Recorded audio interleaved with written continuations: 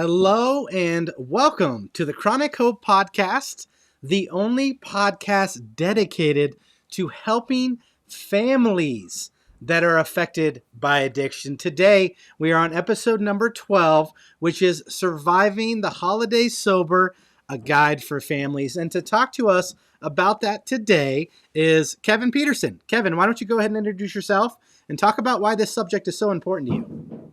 Oh, absolutely. Good morning. Good to see you, Danny. My name is Kevin Petersen. I'm a licensed marriage and family therapist. I'm the author of Chronic Hope, Parenting the Addicted Child, and the soon-to-be released Chronic Hope, Families in Addiction. And I'm the owner or the founder of the Chronic Hope Institute, and we offer therapy and family case management services around the country. And this topic is near and dear to my heart because in 1991, I got sober and I've been sober ever since. And rolling into the holidays, which, by the way, I want to be clear for addicts and alcoholics, the holidays start at Thanksgiving. No, they start at Halloween and they go all the way to St. Patrick's Day. Yeah.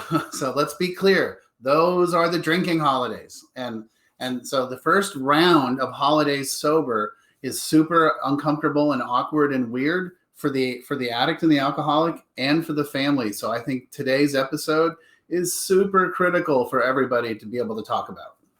Yeah, and we want to make sure that you have tools, you have the ability to breach a conversation, and that you set clear boundaries and guidelines for what it means. So if you're watching this, you could be a loved one of somebody at any stage of life that is affected by addiction, may have gone to treatment within the last year or two.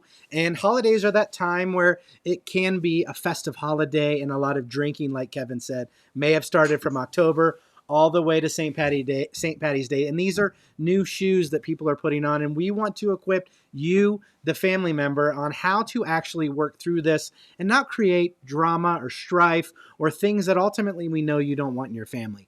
So Kev, let's talk about one of these first things we have up that is specifically talking about the addict. Why don't you read this off and kind of go into depth about this? Absolutely. For the newly sober addict or alcoholic, there's a couple of basic things you got to have in your pocket. One, you always got to have a plan.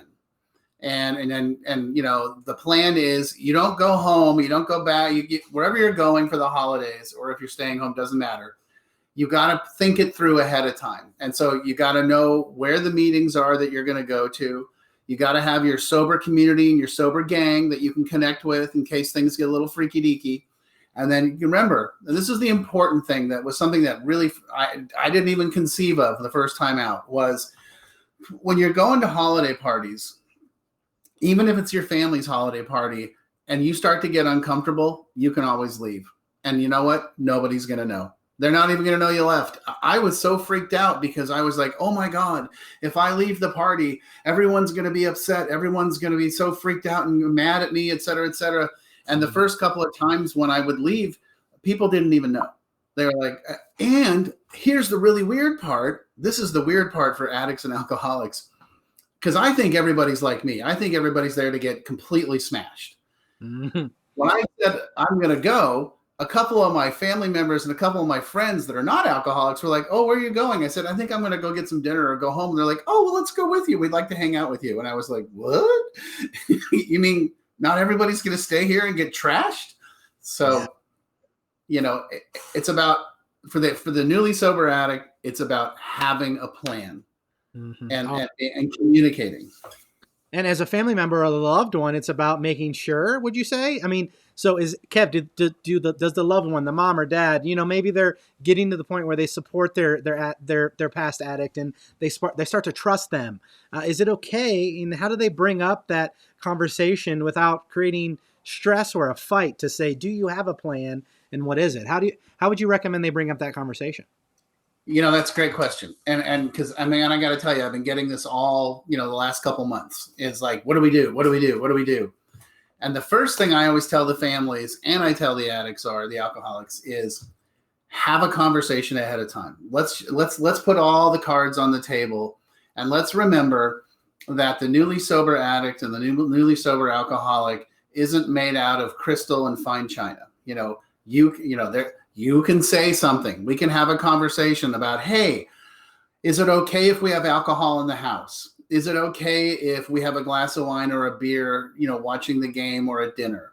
Do you mind if we go to a party with the rest of the family where people are drinking? Is that okay? And a lot of times families are afraid to ask that question because they're like, well, I don't want to jeopardize their sobriety. And it's like, no. We got to get out of that old family system where we don't talk about the elephant in the middle of the room. We got to get that thing, and we got to push that thing right out the window and just be like, no. We're doing things differently. We're going to put the cards on the table, and we're going to say, hey, Kevin, you're coming home for the first set of holidays. How would you feel if someone had a beer?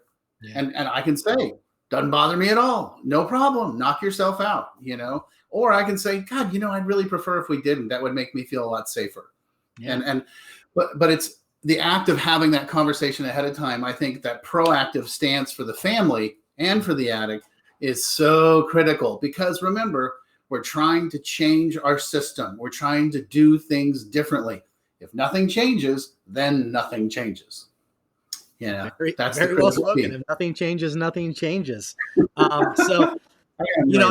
And we do want you to know, if you're joining us either live or in the replay, the reason we do this podcast actually in live form like this is because we want to create space for family members to ask questions. We want to create space for clinicians to ask questions. We already have a great comment coming in from Suzanne Smith. This is incredibly informative and well-timed. We think so too, Suzanne, and thank you for letting us know. But if you're watching this live or you want your questions answered live, you can always join our live episodes in the future in live form and ask your questions, and we'll divert to help you in that moment. So let's go into our second part, because you just touched on the family and the things that they should do. So talk about this. Absolutely. For the family of the newly sober addict, talk to the addict ahead of time and ask them about how they are feeling about coming home. Everybody gets nervous when they're coming home for the first time. Everybody gets nervous at the holidays for the first time. I mean, let's be honest, holidays are a weird time for everybody anyway.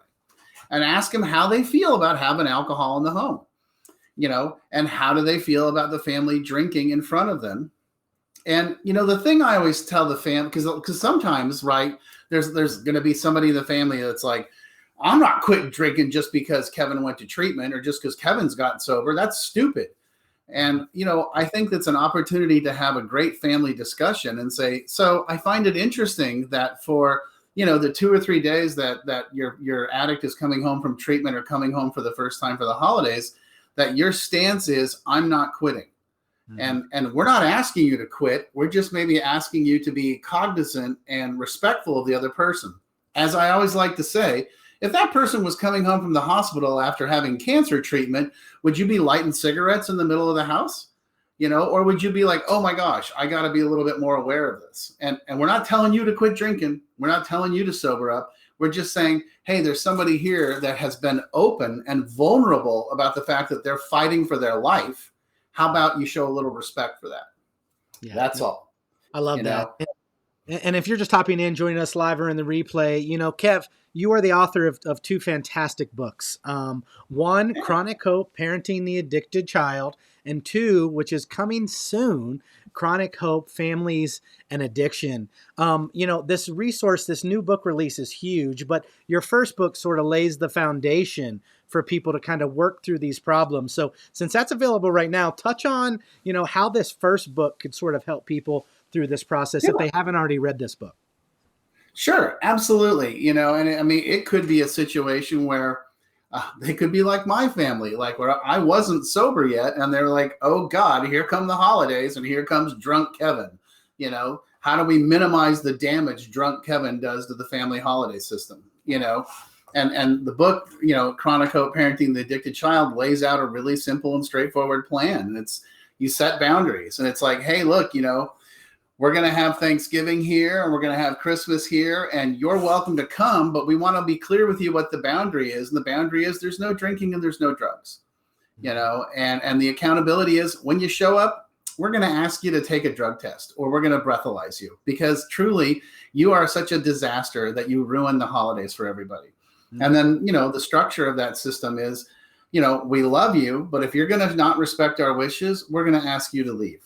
because we don't want you to destroy the holidays for everybody. We love you. It's not that we hate you. We're not trying to shame you or belittle you, but we're not going to let your disease ruin our holidays.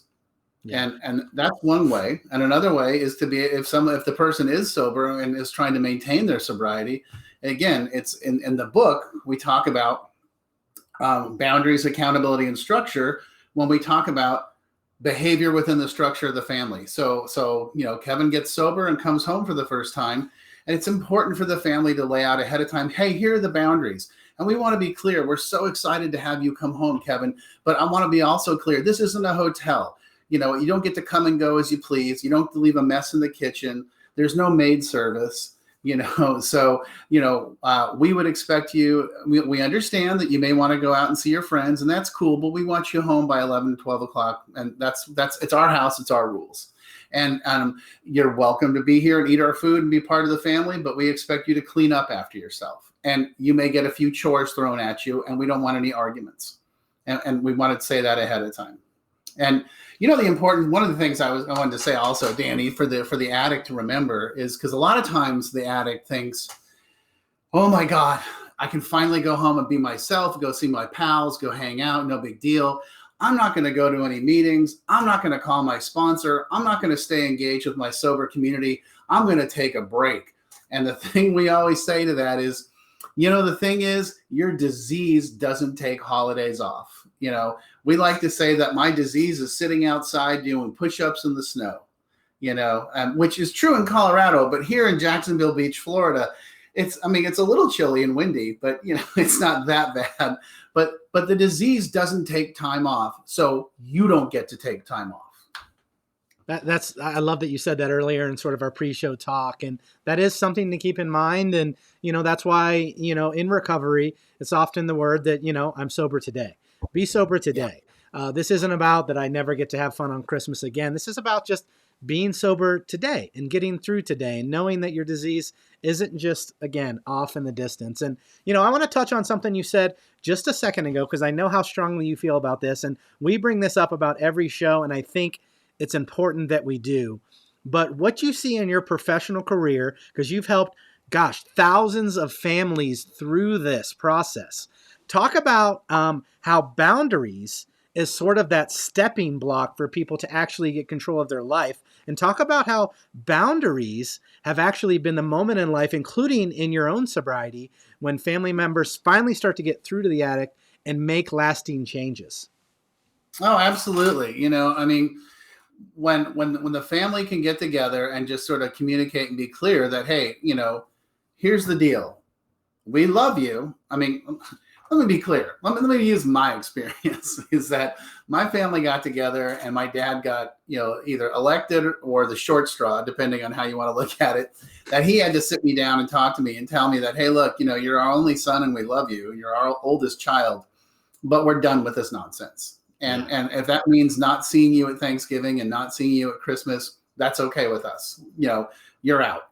And so what they were really doing is saying is that we are going to preserve the family system. We are not going to let you destroy the family system and destroy the holidays again. By the way, that was 1990. And they held their ground. They hit me with that in August of 1990. I was coming home from a family reunion with my father in San Luis Obispo, or Templeton, California. And, it was a 4-hour drive. In the first 5 minutes, my dad said, Kevin, you're my only son and I love you, but we're tired of the drugs and the alcohol and the lying, the cheating, the stealing, and we don't believe a word out of your mouth. And we took a vote and you're out, and until this ends, you're not back in. And so, they held their ground. And I think it was right before Thanksgiving. And I started to realize that I wasn't going to be at the Thanksgiving table with my family. So I did what all tough guy alcoholics do. I called Mom, and I was like, Mom, Dad's being mean to me and he won't let me in the house and he won't let me be part of the family anymore. And by the way, I was 26 and, and Mom, they were waiting for that. That was part of the plan. They'd set the boundary and then they had a plan. And the plan was, well, Kevin, if you were willing to start seeing a therapist with your father to talk about these things, I think we could loosen things up a little bit.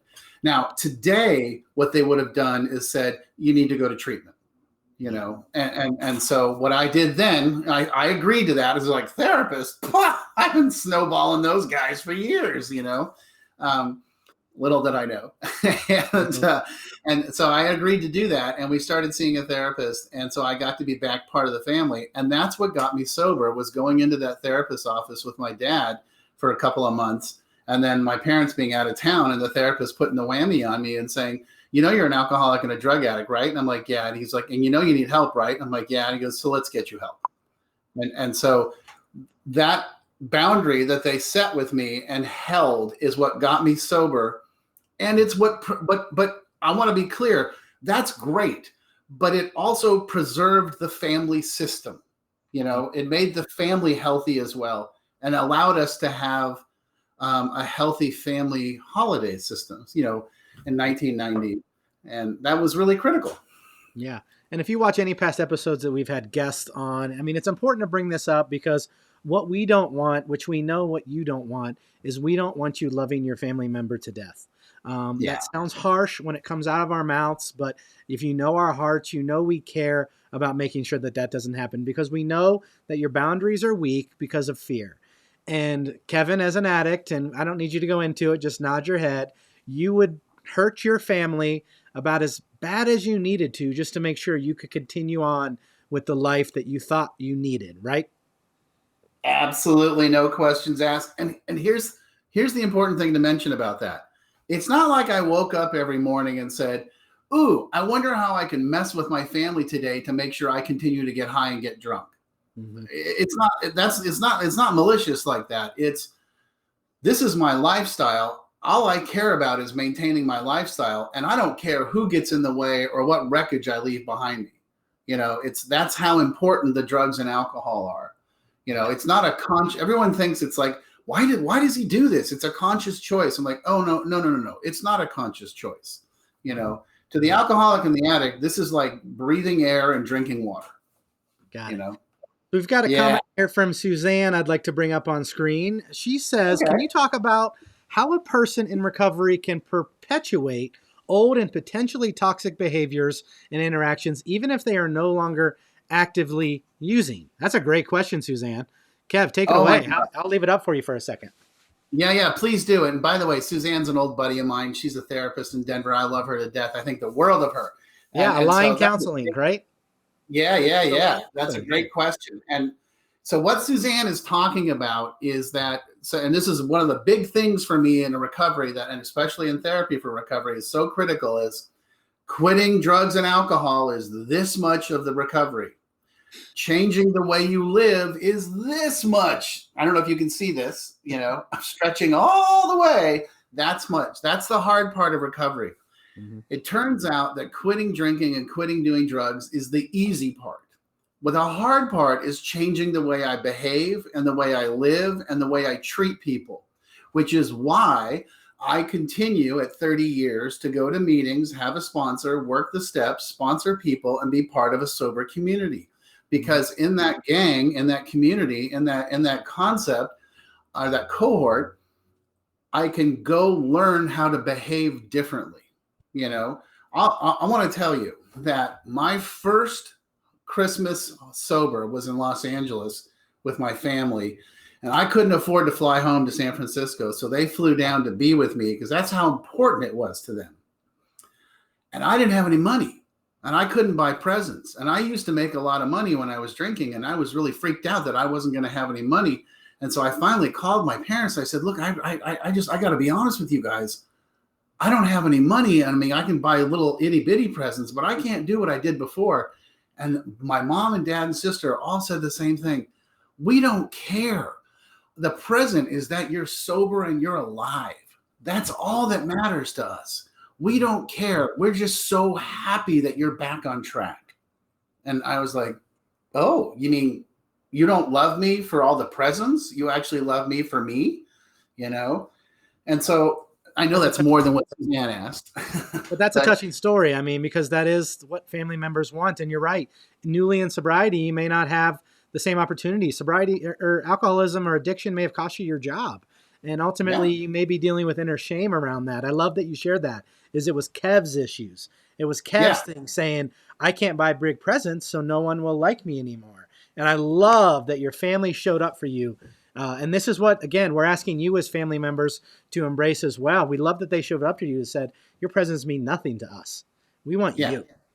Yeah. Yeah. After all the hurt that you did, they said that to you. That's the power of recovery. So here's a funny way to look at it. We don't want your presence. We want your presence. Yeah. Yeah. But Suzanne's question is critical because the important thing is that quitting drinking and quitting doing drugs turns out to be the ticket to the show. The real part of the show is learning how to live sober and not re-engage. Now, Suzanne, I'm going to throw this back also. The family's responsible for the same thing because it's not just the addict, right, that has to not go back to the old behavior. The family also has to change their behavior as well. First question every family I work with says is, or they ask is, how can I best support my addict in recovery? I say, you got to get into your recovery. That's the most important thing you do. Because if nothing changes at home, then nothing changes. Yeah. And so just like the addict's disease doesn't take holidays off, the family disease of codependency doesn't take time off either. Never does, never will, and that's just how it is. So Yeah. let's bring up one of the last things that you really wanted to talk about, and this revolves kind of what she said: toxic behaviors, interactions. This is communication. Talk about this. This is an excellent chance to practice new communication skills. Make sure that everyone talks about the elephant in the room and isn't keeping secrets. Don't be afraid to talk about what is going on and ask how to be supportive. So I always tell people ahead of let's talk ahead of time. Let's have a planning session. Let's get mom and dad and sister and brother and Kevin on the phone and talk about, hey, we're coming home. And I don't mean it's all about how do we take care of Kevin, because that's part of what Suzanne was talking about, getting rid of that old process. You know what? We should probably have Suzanne on the show at some point. Just a side note. Yeah. But it's about changing the family system. So we talk about, hey, let's talk about what the agenda is for Thanksgiving and Christmas and New Year's. Let's not forget Valentine's Day and St. Patrick's Day. And let's talk about what the agenda is for all these things as a family unit. What are we going to do differently so we don't have last time's results as a family, not just the individual, but as a family? And it's so important to get that, deflate that elephant and get that thing out of the room and just be like, look, we're not going to walk around here with a bunch of stigma and shame and crisis and drama. And we're not going to walk around blinders and act like it's not there. Mm-hmm. We're going to talk about it. We're going to put that thing to rest, and we're going to have a good holiday, and we're going to have fun with each other. It's self-care, self-care, self-care. The three most important things in a holiday, self-care, self-care, self-care, and chocolate, and gingerbread cookies.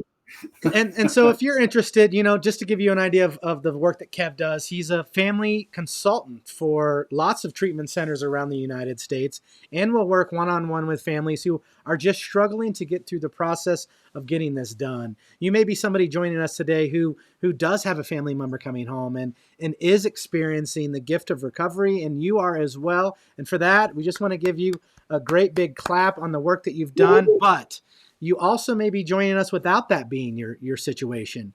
You may be worried. You may be sick. This holiday may be hard for you because you just don't know what's going to happen. Like Kev said, is James, Peter, Paul, Mary, whoever your daughter or son is, whether they're 18 or 48, are they going to show up and ruin another holiday? And in that case, if you're not getting results and you can't seem to get things done, then we want to let you know that there is a resource out there.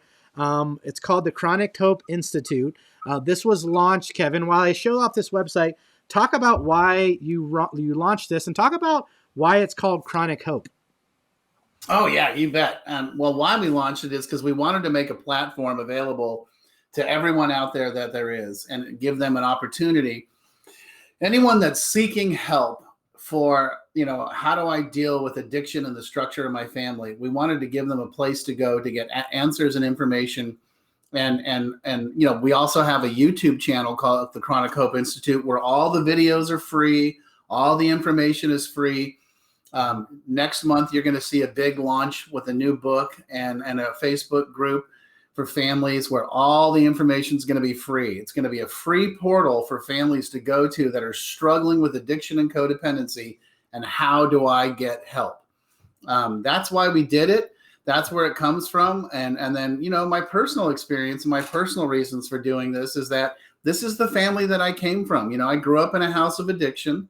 My mom struggled with drug addiction, prescription drug addiction, and you would never know it because on the outside, everything was beautiful and perfect. But on the inside, everything was kind of a disaster. Hey, look, there's the Facebook, there's the YouTube channel. Mm-hmm. I became an addict and an alcoholic. I got sober in May of 1991, and then I became a mental health professional. And so I think I offer a unique perspective, and the staff that works for me are handpicked because they know how to deal with these issues on an individual level and on a family level.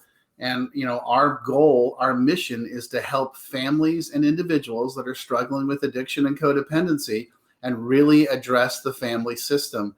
And we want to heal the whole family, not just the individual, because we think that gives you a greater chance of total success. Yeah, we know that addiction is not a single disease. It affects the entire family unit. We know that. There's no question about that. So get the help that you need. And we're here as a resource, both with video content. We will continue to talk about topics. We're in a series we took a break from, but we're talking about the top 10 questions that families have when they come and work with you.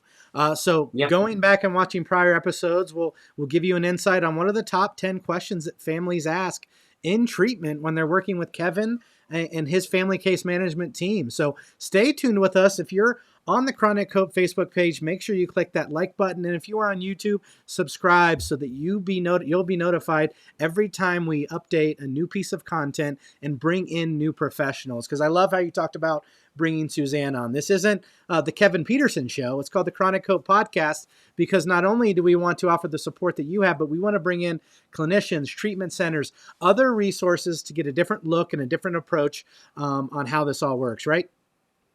Absolutely. Although I like the idea of the Kevin Petersen show. We'll talk about that later. Yeah, we'll talk about that. So thanks again to Kevin. Thanks for joining us today. Thanks for being a resource for the community and talking about how someone can survive the holidays sober. So we appreciate your time, energy, and effort in standing for families and what they're dealing with for addiction. It's my pleasure. Happy holidays. Happy Hanukkah. Happy Merry Christmas, Kwanzaa, Festus, whatever works for you. Be safe, be sober, and enjoy your time. And God bless all of you. All right. Thanks, Kev. All right. See you, buddy.